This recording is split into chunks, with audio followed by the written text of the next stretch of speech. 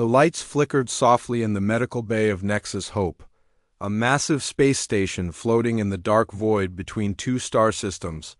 Dr. Elena Reeves sat at her desk, reviewing patient files on her computer screen. The coffee beside her had gone cold hours ago, but she barely noticed. Being the head of xenobiology meant long days and difficult cases, but nothing had prepared her for what was about to happen. A sharp beep from her communication device made her look up. The incoming message symbol was flashing red emergency priority. Elena frowned as she opened the transmission. The face that appeared on her screen made her heart skip a beat. Commander Thrix of the Catherian Empire stared back at her with large, violet eyes set in a face that looked like it was carved from purple crystal. The Catherians were one of the most advanced alien species in the galaxy, and they rarely asked anyone for help, especially not humans. Dr. Reeves, Thrix's voice was like wind chimes in a gentle breeze, musical but strained. We need your assistance. One of our people is dying, and we cannot save her. Elena leaned forward in her chair. The Catherians had medical technology that was centuries ahead of human science. If they couldn't help someone, the situation had to be incredibly serious. What can you tell me about the patient? Elena asked, already reaching for her medical scanner. Her name is Vera. She is young, barely 30 cycles old in your terms. She has a blocked nutrient duct in her chest cavity. Thrix paused, and Elena could see the worry in his crystalline features. The blockage is in the most sensitive part of her internal system. Any wrong movement during surgery could kill her instantly. Elena pulled up her files on Catherian biology. Their species was fascinating. They had evolved from silicon-based life forms, giving them bodies that looked like beautiful living crystals.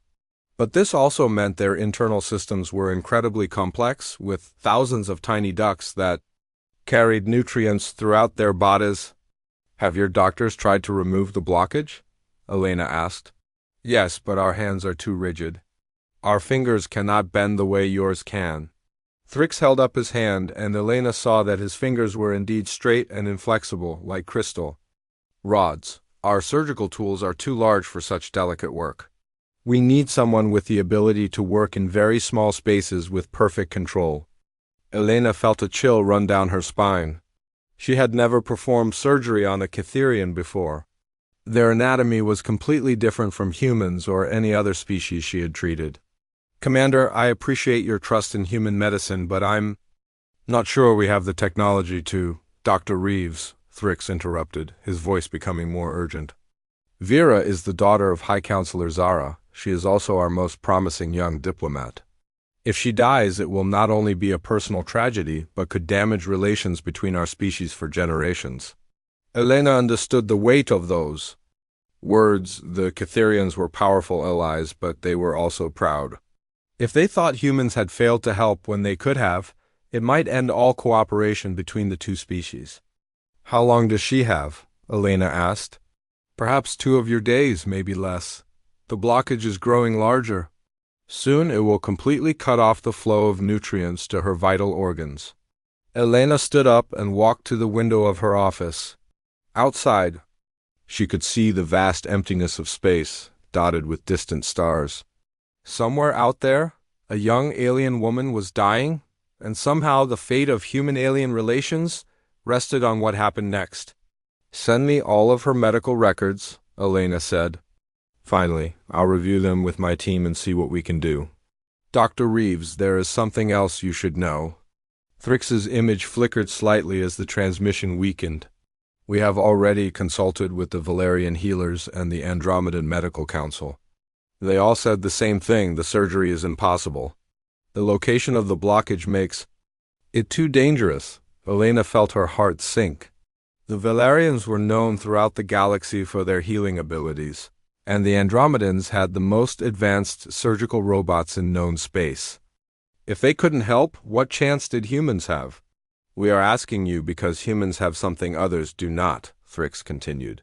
Your species has remarkable dexterity with your hands. We have observed human artists creating incredibly detailed work, and your surgeons performing operations that our technology cannot match. We believe that human intuition and skill might be our only hope. After the transmission ended, Elena sat in silence for a long moment. Then she called an emergency meeting of her medical team.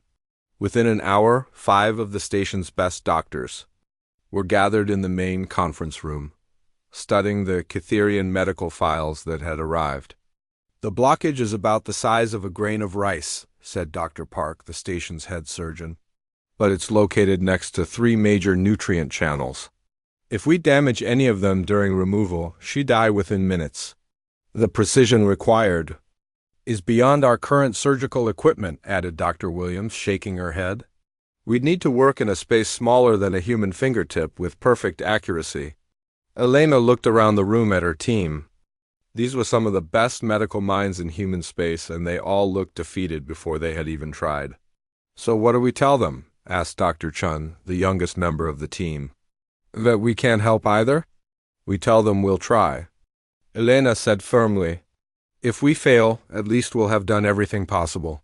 But if we don't try at all, we'll never know if we could have saved her." The team spent the next several hours reviewing every detail of Cytherian anatomy, trying to find a way to perform the impossible surgery. But as the night wore on, it became clear that conventional medicine wasn't going to be enough. Vera was running out of time, and humanity's reputation in the galaxy hung in the balance. The next morning, Jake Morrison crawled through the narrow maintenance tunnel beneath the medical bay's main floor. His tool belt clinked softly as he moved, and sweat dripped from his forehead in the warm, cramped space. He had been working on the station's life support system since dawn, replacing worn-out filters and checking pressure gauges. Jake was 35 years old, with rough hands and grease under his fingernails. Most people on the station barely noticed him as he went about his daily work. He fixed things when they broke, kept the air flowing and the lights on, and never asked for recognition. That was fine by him. He preferred working alone anyway. He reached for a loose cable. Jake heard voices coming from the medical bay above. The ventilation grate was directly over the conference room, and he could hear every word the doctors were saying. "We've been at this for 12 hours, Dr. Reeves was saying, her voice tired and frustrated. "The blockage is too small for our surgical tools and too delicate for our robots. We need something more precise than anything we have." "What about the microsurgery equipment from Earth?" suggested Dr. Park. "Still too big?" replied Dr. Williams. "We'd need tools smaller than anything that exists. And even if we had them, who has the skill to use them? This requires the kind of precision that's more like art than medicine." Jake paused in his work, listening more carefully. He had heard about the dying alien woman news traveled fast on a space station. Everyone was talking about how the famous Cytherian Empire had asked humans for help, and how the doctors were struggling to find a solution. "The Cytherians are right about one thing," Dr. Chun said. "Human hands are more flexible than most alien species, but what we need isn't just flexibility, it's the ability to work in impossibly small spaces with perfect control." Jake smiled to himself. If only they knew about his previous job. Before joining the space program, he had spent 15 years as a master watchmaker on Earth. He had repaired timepieces so delicate that a single wrong move could destroy mechanisms worth more than most people's houses. His hands had learned to work with gears smaller than rice grains, springs thinner than human hair. "Maybe we should contact the Andromedans again," Dr. Reeves suggested. "See if they have any new surgical techniques." "They already told us it's impossible," Dr. Park replied. Their exact words were that the surgery would require godlike precision that no living being possesses. Jake finished connecting the cable and started crawling toward the next maintenance point. But the doctor's words stayed with him, godlike precision. He had heard similar words before, from customers who watched him repair their broken watches. They would stare in amazement as he worked with tools so small they were barely visible, fixing problems that seemed impossible. An hour later, Jake was in the station's main corridor, replacing a burned-out light panel, when he saw Dr. Reeves walking past. She looked exhausted, her usually neat hair messy and her clothes wrinkled from the long night of work. "Excuse me, Dr. Reeves," Jake called out, climbing down from his ladder. Elena stopped and turned, looking surprised. She knew Jake by sight. He was the quiet maintenance man who seemed to be everywhere on the station, but they had never really talked. "Yes. What is it?" she asked, checking her watch. She clearly had somewhere else to be. "I couldn't help but overhear your team talking about the Catherian surgery," Jake said, suddenly feeling nervous. "The one where you need really precise hand movements." Elena's eyes narrowed slightly. "That's confidential medical information. You shouldn't have been listening." "I wasn't trying to," Jake said quickly. "I was working on the life support systems. The ventilation carries sound." He paused and took a deep breath. "I think I might be able to help." Elena stared at him for a moment, then shook her head. "I appreciate the offer, but this is an incredibly complex medical procedure. It requires years of surgical training, and I used to repair watches." Jake interrupted. "Antique mechanical watches. Some of them had parts smaller than what you're dealing with." Elena's expression changed from polite dismissal to curiosity. "What kind of watches?" "Complicated ones. Pocket watches from the 1800s, wristwatches with hundreds of tiny gears. I once repaired a watch that had a mainspring only 2 millimeters wide." Jake pulled out his personal toolkit and showed her some of the tools inside. "These are precision instruments. I can work with parts so small you need a microscope to see them clearly." Elena examined the tiny tools, her scientific mind racing. The instruments were indeed incredibly small and delicate, designed for work that required absolute precision. "But this isn't mechanical repair," she said. "This is living tissue. One wrong move could kill the patient." "I understand that," Jake replied. "But the principle is the same. You have to feel your way through the work, understand how all the parts fit together, and know exactly how much pressure to apply." He paused. "I've been doing that kind of work for 20 years. Elena was quiet for a long moment, considering. The medical team had exhausted all conventional options. The Catherians had said they needed someone with extraordinary manual dexterity. Jake was certainly that. "Show me," she said finally. Jake led her to the maintenance shop where he kept his personal projects. On a workbench sat a broken diagnostic scanner that had been scheduled for replacement. The internal components were damaged beyond what the station's technicians could repair. "The medical team sent this to be recycled last week," Jake explained. "But I thought I could fix it." He picked up his tools and began working on the scanner's internal circuits. Elena watched, fascinated. As his hands moved with incredible steadiness and precision, the damaged components were barely visible, but Jake's fingers never hesitated. He removed broken parts and installed new ones with movements so smooth they seemed effortless. Within 20 minutes, the scanner was working perfectly. "How did you do that?" Elena asked, amazed. "Practice," Jake said simply, "and patience. The key is to never force anything. You have to let the work guide you, feel what's right and what's wrong." Elena stared at the repaired scanner, her mind racing. Jake had just accomplished something that her trained technicians had said was impossible. His hands had moved with a precision that reminded her of the finest surgeons she had ever known. "Would you be willing to examine the Catherian medical files?" she asked. "I can't promise anything, but maybe you could offer a different perspective." Jake nodded. "I'd be honored to help." As they walked back toward the medical bay, Elena couldn't help but think about the strange turns that life could take. The solution to their impossible problem might not come from advanced technology or years of medical training. It might come from a quiet maintenance worker who had learned to work miracles with his hands. Jake stood in the medical bay, staring at the holographic display of Catherian anatomy floating in front of him.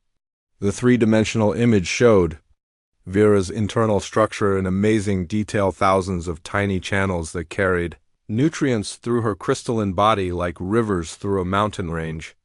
"This is the block duct," Dr. Reeves said, pointing to a red area on the display. "The blockage is about here, roughly the size of a small pebble, but look at what surrounds it." Jake leaned closer, studying the image carefully. The blocked duct was surrounded by 3 major nutrient channels, each one vital to Vera's survival. The space between them was incredibly narrow, barely wide enough for a human finger to fit through. The Catherian doctors tried to reach it from above, Dr. Park explained, but their hands are too rigid. They can't bend their fingers enough to navigate around these other channels. Jake nodded, his mind working like it did when he examined. A broken watch? Every mechanism had a solution, you just had to find the right approach. What happens if you touch these other channels by accident? Instant death, Dr. Williams said grimly. The channels carry a fluid that's essential for brain function. Any damage would cause immediate organ failure. Jake walked around the holographic display, viewing it from different angles. The other doctors watched him with a mixture of hope and skepticism. They had all seen his demonstration with the scanner, but this was far more complex than fixing a machine. "Can I see the actual patient?" Jake asked. Dr. Reeves hesitated. The Catherians are very protective of their people. They're not sure about letting a non-medical person examine her. "I understand," Jake said. "But I need to see how the real thing compares to this image." Sometimes what looks impossible on a screen is actually manageable in person.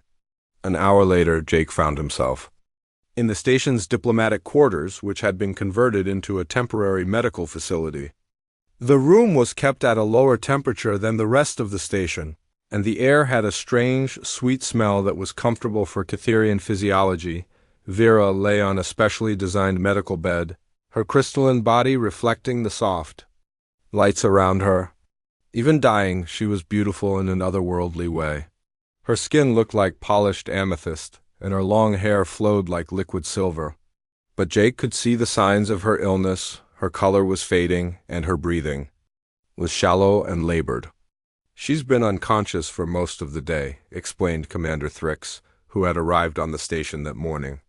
"The blockage is affecting her brain function." Jake approached the bed slowly, not wanting to startle anyone. Two Catherian doctors flanked the patient, their violet eyes watching his every move with suspicion. "May I examine the area around the blockage?" Jake asked respectfully. One of the Catherian doctors, Dr. Nexus, spoke in a voice like crystal wind chimes. "You are not a trained physician. How can you succeed where we have failed?" "I'm not trying to prove anything," Jake replied calmly. "I just want to understand the problem better. Sometimes a fresh perspective can help." Commander Thrix nodded to his doctors, and they reluctantly stepped back. Jake carefully placed his hands near Vera's chest, feeling for the subtle vibrations that would indicate the location of the blockage. His years of working with delicate mechanisms had taught him to rely on touch as much as sight.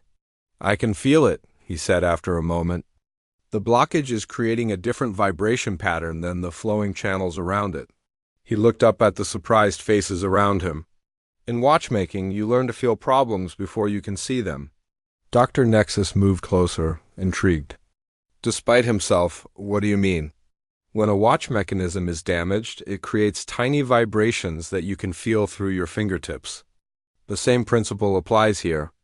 Jake gently moved his hands along Vera's chest. "The blocked duct is creating a different resonance than the healthy ones." Over the next hour, Jake studied Vera's condition from every angle. He asked detailed questions about Catherian physiology, learned about their unique biological processes, and gradually began to understand the full scope of the challenge. "The surgery needs to be done from this angle," he finally said, indicating a point on Vera's lower chest. "Not from above like you tried before." Dr. Nexus looked skeptical. "That approach would require navigating through even more sensitive tissue." "Yes, but it also provides a clearer path to the blockage," Jake explained. "Think of it like threading a needle. Sometimes the longer route is actually easier because you have more room to maneuver." Dr. Reeves had been watching the entire exchange with growing amazement. Jake was discussing complex alien anatomy with the confidence of someone who had studied it for years, not hours. "Are you saying you think you can perform the surgery?" she asked. Jake was quiet for a long moment, studying Vera's peaceful face. "I think I can try, but I'll need to modify some of my tools to work with biological tissue instead of metal components." The preparation took another 6 hours. Jake worked with the medical team to sterilize his precision instruments and adapt them for the delicate surgery. He practiced the movements on a simulation model, working by feel as much as sight. "The key is to never force anything," he explained to Dr. Nexus, who had become genuinely interested in Jake's technique. "You have to let the tissue guide you, feel for the natural paths between structures." When everything was ready, Jake stood over Vera's still form, his modified tools laid out beside him. The room was filled with both human and Catherian medical staff, all watching in tense silence. "Are you ready?" Dr. Reeves asked. Jake nodded, taking a deep breath. "Let's begin." He made the first incision with a steadiness that impressed even the skeptical Catherian doctors. Working under high magnification, he began navigating through the maze of nutrient channels toward the blockage. "I can see it," he whispered after 20 minutes of careful work. "The blockage is definitely crystalline, probably a buildup of minerals from her diet." The most dangerous part came next. Jake had to maneuver around the 3 vital channels to reach the blockage. One wrong move would be fatal. Using tools smaller than toothpicks, he began the delicate process of breaking down the obstruction. "Incredible," Dr. Nexus murmured, watching Jake's hands move with impossible precision. "He's working in spaces that our finest surgeons couldn't reach." For the next 3 hours, Jake worked with the patience of a master craftsman. He dissolved the blockage piece by piece, removing each fragment without disturbing the surrounding. Tissue sweat dripped from his forehead, but his hands never wavered. "That's the last piece," he finally said, carefully extracting the final fragment of the blockage. "The duct should be clear now." Almost immediately, Vera's color began to improve. Her breathing became deeper and more regular. The vital signs on the medical monitors showed steady improvement. "She's responding," Dr. Reeves said, her voice filled with amazement. "All her levels are returning to normal." Jake stepped back from the table, exhausted but relieved. Around him, the medical staff, both human and Catherian, stared in stunned silence. He had done the impossible. The quiet maintenance worker had succeeded where the galaxy's finest surgeons had failed. 3 days after the surgery, Vera opened her eyes for the first time. Her crystalline features had returned to their natural vibrant purple color, and her breathing was strong and steady. Jake was sitting beside her bed, reading a technical manual about the station's water recycling system, when she stirred. "Who are you?" she asked, her voice soft but clear. The musical quality of Catherian speech was beautiful, even when weakened by recovery. Jake looked up from his book and smiled. "I'm Jake Morrison. I'm the one who fixed your blocked duct." Vera tried to sit up, but Jake gently placed a hand on her shoulder. "Easy, you need to rest a bit more. Your body is still healing." "You're human," she said, studying his face with curious violet eyes. "Commander Thrix told me that a human had performed the surgery, but I didn't believe him. Our doctor said it was impossible." "Sometimes impossible things just need a different approach," Jake replied. "I used to repair watches before I came to space. Your internal ducts reminded me of the gear systems I used to work on." Vera's eyes widened. "You compared my body to a mechanical device?" Jake realized how that sounded and felt his face turn red. "I'm sorry. I didn't mean to be insulting. I just meant that both require precision and patience to fix when something goes wrong." 2. His surprise? Vera laughed, a sound like silver bells ringing. "I'm not insulted, I'm fascinated. No one has ever described Catherian anatomy that way before." Over the following days, Jake found himself spending more and more time with Vera as she recovered. She was incredibly intelligent and curious about everything, especially about human culture and Jake's background. In return, she taught him about Catherian society, their art, and their way of thinking. "Your people are very different from what I expected," Jake told her one afternoon as they looked out the window at the stars. "The other species in the galaxy always talk about Catherians as if you're cold and emotionless like living machines." "That's because of our crystalline appearance," Vera explained. "Other species see our hard exterior and assume we don't have feelings, but we experience emotions just as deeply as humans do. We just express them differently." Dr. Nexus the Catherian? Doctor, who had initially doubted Jake, had become a regular visitor to discuss the surgery. He was amazed by the human approach to medicine and wanted to learn everything he could. "Your technique is completely unlike anything we've ever seen," he told Jake during one of their conversations. "You didn't rely on technology or complex instruments. You used intuition and feeling." "That's how I learned to work with my hands," Jake replied. "When you're repairing something delicate, you have to trust your instincts. Machines can measure and calculate, but they can't feel when something is right or wrong." Dr. Nexus nodded thoughtfully. "We have always believed that precision comes from perfect measurement and calculation. But you achieved greater precision through organic intuition. This challenges everything we thought we knew about advanced medicine." Word of Jake's successful surgery spread quickly through Catherian space. What had started as a desperate medical emergency was becoming something much bigger. The Catherian High Council sent a delegation to the station to meet the human who had accomplished the impossible, High Counselor Zara. Vera's mother arrived with a full diplomatic entourage. She was an imposing figure, tall and elegant, with silver-streaked hair and eyes that seemed to see everything. Jake felt nervous meeting someone so important, but she surprised him with her warmth. "You saved my daughter's life," she said, taking his rough, work-worn hands in her smooth crystalline ones. "How can we ever repay such a debt?" "You don't owe me anything," Jake replied honestly. "I just did what anyone would do." "But that's not true," Zara said. "Our finest doctors said the surgery was impossible. Valerian healers and Andromedan medical experts all agreed. Only you had the courage to try." The diplomatic implications of Jake's success were becoming clear. For years, the Catherians had viewed humans as a primitive species that had somehow stumbled into space travel. They respected human determination and ingenuity, but they didn't consider them equals in terms of advanced knowledge or capability. But Jake's surgery had shattered that perception. He had achieved something that the most advanced medical technology in the galaxy couldn't accomplish, using nothing but skill, intuition, and modified watchmaking tools. "We have been arrogant," Dr. Nexus admitted to Dr. Reeves during a private conversation.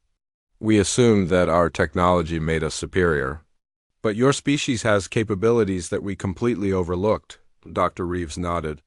"Humans have always been good at working with their hands. It's how we survived on Earth for millions of years. We may not have the most advanced technology, but we have something else, the ability to adapt and find creative solutions." The revelation was spreading beyond just the medical community.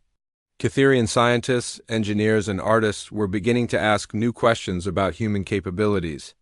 They started studying human craftwork, examining how humans could create such precise and beautiful objects without advanced technology. Commander Thrix approached Jake with an unexpected proposal.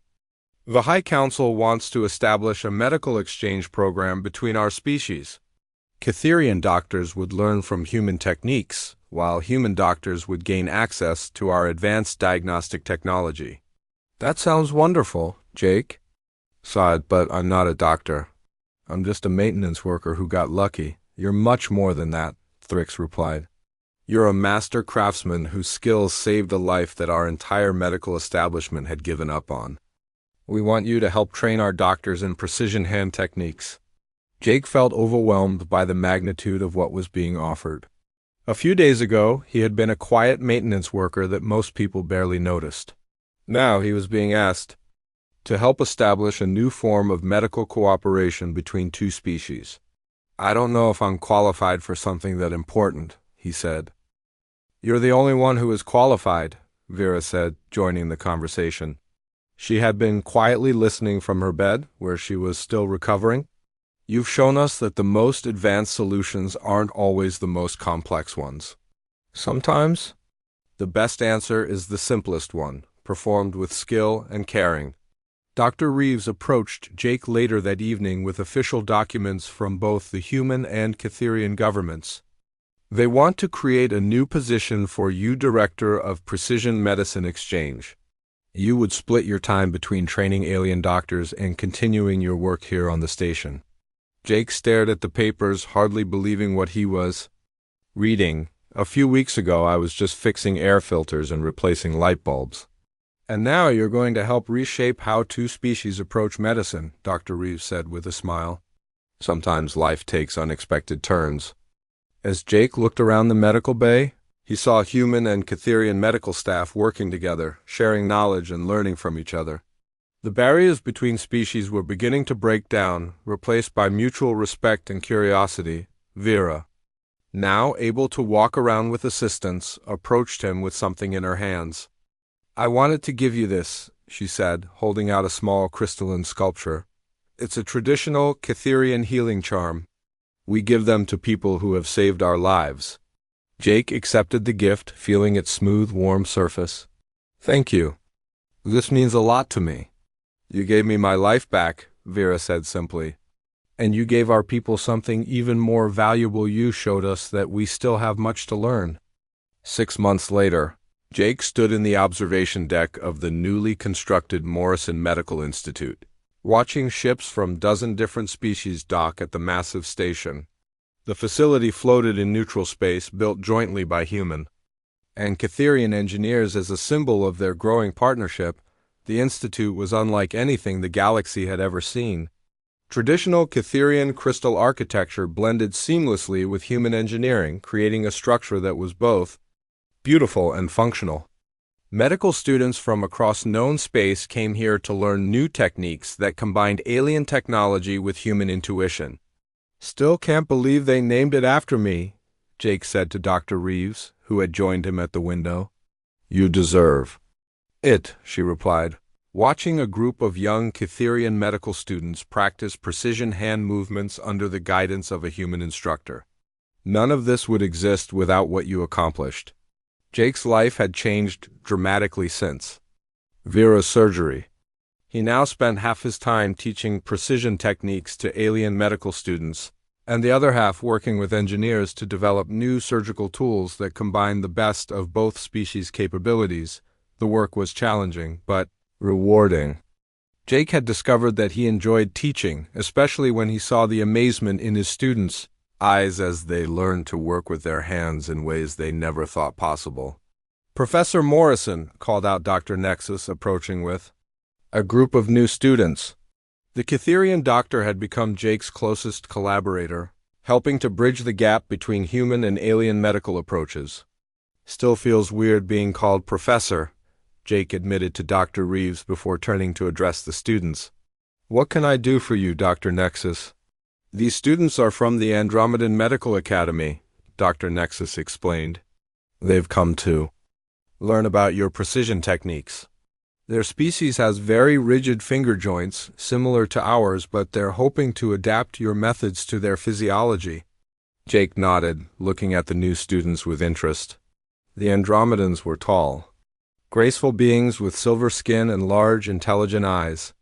Their medical technology was among the most advanced in the galaxy, but they had heard about the human method and wanted to learn. Welcome to the Institute, Jake said warmly. Let's start with the basics. The most important thing to understand is that precision isn't about having the perfect tools, it's about developing the perfect touch. As Jake began demonstrating basic techniques, he reflected on how much had changed since that day he first overheard the doctors discussing Vera's case. The medical exchange program had grown beyond anyone's expectations, creating new friendships and partnerships between species that had barely interacted before. The success of the program had also led to other forms of cooperation. Human craftsmen were now working with Catherian artists to create beautiful objects that combined both species' unique abilities. Engineers from both civilizations were collaborating on new technologies that neither could have developed alone. Jake! A familiar voice called out. He turned to see Vera approaching, her crystalline features bright with excitement. She had made a complete recovery and had thrown herself into her work as a diplomat, helping to expand the cooperation between their species. How did the meeting with the Galactic Council go? Jake asked. Vera had been lobbying for the Institute to be recognized as an official diplomatic institution, which would give it protected status and additional funding. Better than expected, Vera replied with a smile. They've agreed to grant us full diplomatic immunity and have approved funding for 3 new research wings. The Valerians want to establish a permanent healing center here, and the Tausetians are interested in studying our pain management techniques. Jake felt a surge of pride. What had started as a desperate attempt to save one life had grown into something that was benefiting the entire galaxy. There's something else, Vera continued, her voice becoming more serious. The Council has asked us to investigate a medical crisis on the Outer Rim. A plague is affecting multiple species and conventional treatments aren't working.